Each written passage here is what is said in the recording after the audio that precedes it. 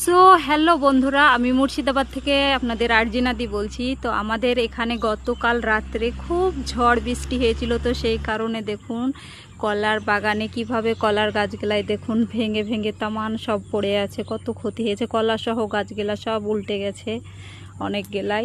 তো এখানে দুপুরবেলায় আমি এসেছিলাম মাঠে, একজন বলল আমাকে যে তামান কলার গাছ ভেঙে আছে, ছাগলের জন্য পাতা নিয়ে এসো গা। তা আমি এখানে এই কলার পাতাগুলা কাটলাম, এগুলা নিয়ে যাব। তাই আরও অনেক ক্ষতি হয়েছে তামান, প্রত্যেকটা গাছ সব একদম ভেঙে ভেঙে গেছে।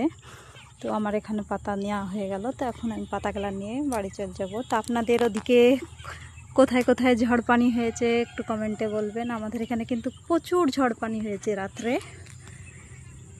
তো আপনাদের ওখানে কোথায় কোথায় হয়েছে একটু জানাবেন কমেন্টে। ভিডিওটা ভালো লাগলে সবাই লাইক কমেন্ট শেয়ার করে আমার পাশে থাকবেন।